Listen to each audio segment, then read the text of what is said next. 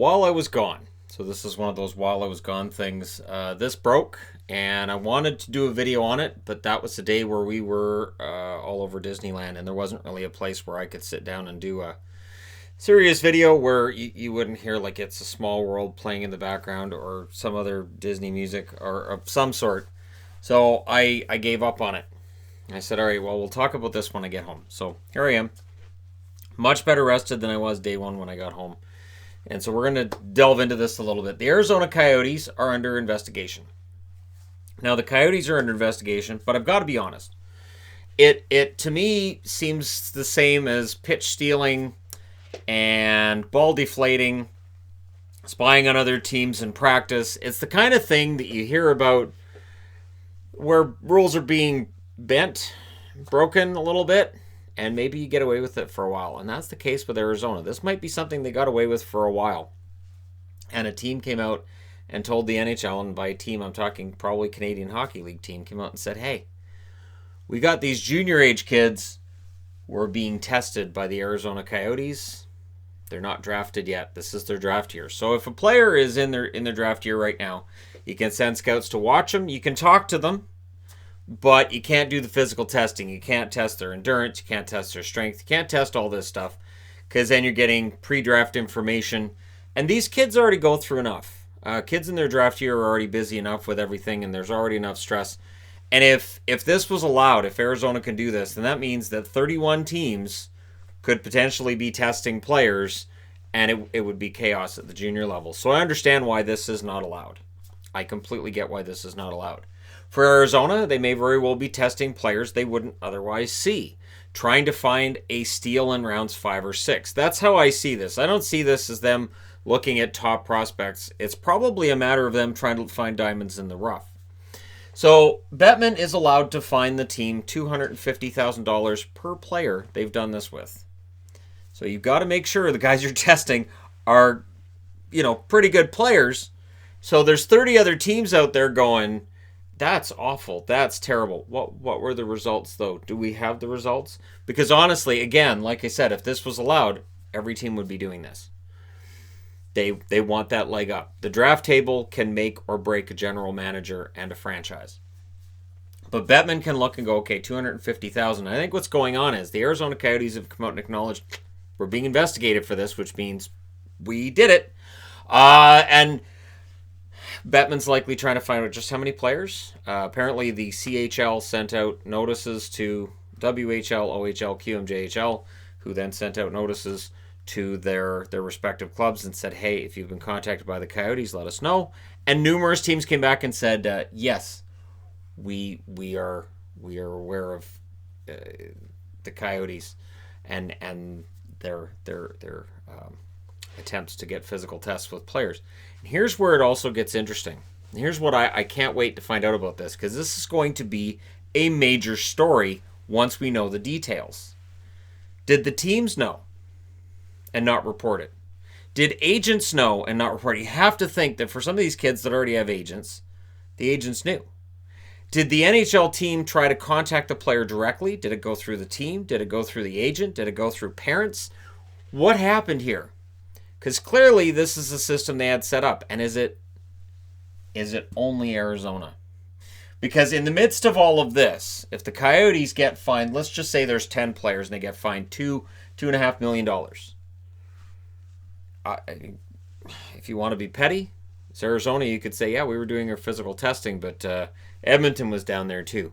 Or Tampa had scouts in there too. Oh yeah, don't just come down on us, the Islanders. So it could be any team could potentially end up getting hit with this as well.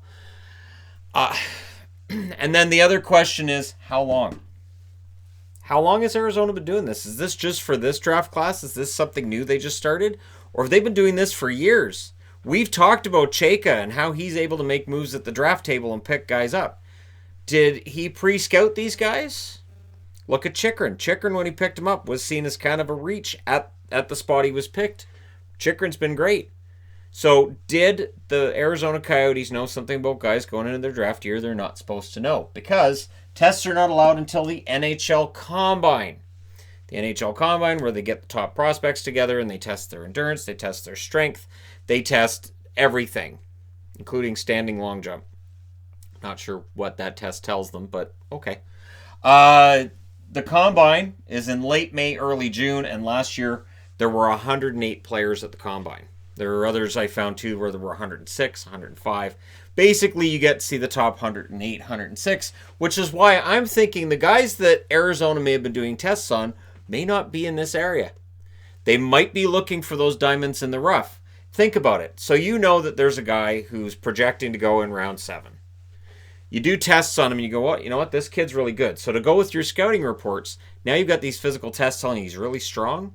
He's already got NHL projected abilities based on the tests you've run that other teams don't have. Now maybe you're willing to move a player at the deadline, get back a 5th round pick, and you already know who that 5th round pick's going to be. You're going to take this kid who projects as a 7th rounder, and you got a good idea that he's probably going to end up playing for your team maybe as soon as next year or the year after. So it is a huge leg up that they're potentially giving themselves, even if they're not scouting top guys. So it's tricky. And again, I think we're going to find out there's other teams. I don't think it's just going to be the Coyotes that are doing this. Now, where it also gets tricky is they don't own their own 1st round pick unless they fall out of the playoffs, right? So unless Taylor Hall being on Arizona means they have to win the draft lottery, which happens when Taylor Hall's with a team, right? If they make the playoffs, they don't have their own 1st. But while I was reading an article that said they could use that to protest and claim their innocence, I think that's weak for the reason that I just outlined, which is they may be scouting guys who don't project to be top 3. Don't project to be in the top 3 rounds, and they're trying to figure out a way to get those steals. Because we look back on the Detroit Red Wings and what they did with Zetterberg and Datsuk and some really, really good players they picked up late in the draft. It can absolutely change the course of your franchise being able to do that. Now, again, I think we'll hear as soon as we know how many players were tested.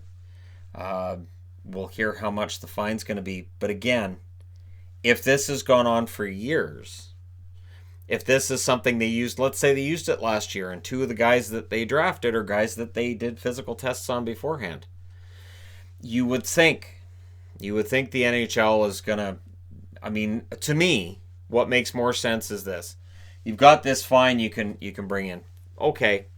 But some teams, not necessarily Arizona, some teams would say, you know what? We'll spend $2 million to test 8 guys.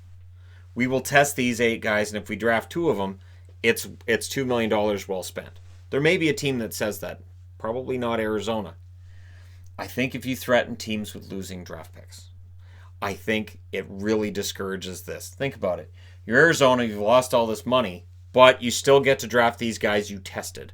You still have those testing results. May very well end up being worthwhile for you. But if the NHL comes out and says you lose your 5th and 6th round draft picks this year, suddenly you're not getting those guys, or you're losing one of those guys.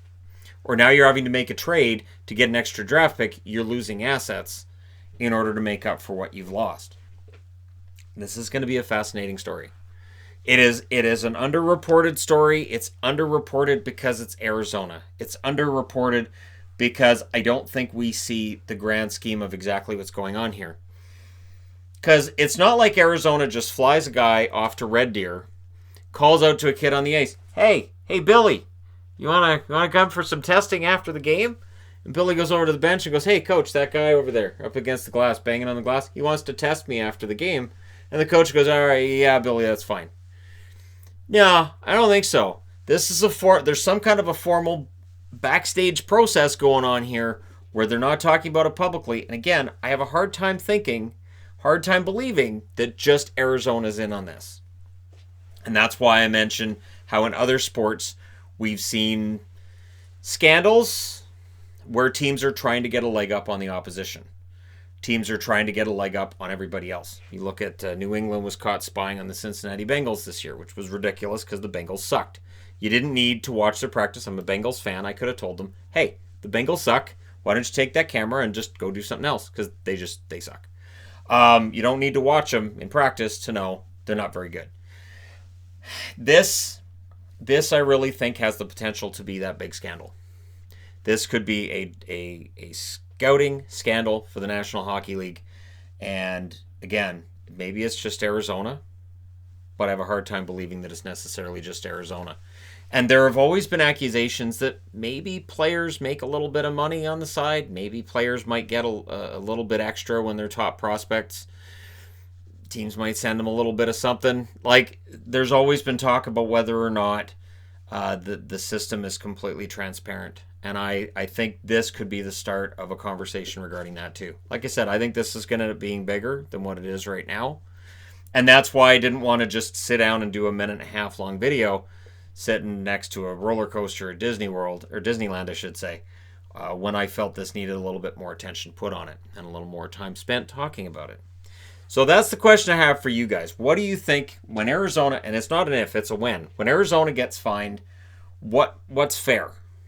And how far do you guys think this is going to go? And do you think it's just a one-time thing and no team ever thought of it before? Because again, I have a hard time believing that. John Chayka does think outside the box. He has proven that he's a general manager who does things in a different way. Some teams have started to kind of emulate the way that he does the trading and the contracts and all that, where he pays ahead of time.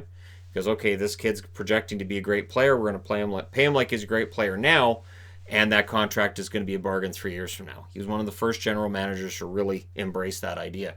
And it's worked pretty well for Arizona thus far. But this, we'll see what it does. Let me know what you guys think in the comment section below as always. Don't forget to hit like and subscribe if you're browsing your way through. You just happened upon this video. And again, I do find this fascinating because I want to know how far this goes. I want to know how many players are involved. And I want to know how they get access to the players. Is it through the team? Is it through the agent? Because again, if it's through the agent, the NHL and somebody has to be able to do something. Because again, if you've got these people working around the rules, I don't know that $250,000 necessarily will discourage every team from doing this. Arizona, sure. Toronto, maybe not. They can afford $250,000 on players, and Toronto's in a position where drafting is very, very important for their future, as it is for most teams. Let me know your thoughts. Thank you guys so much for all your support. I will talk to you again soon.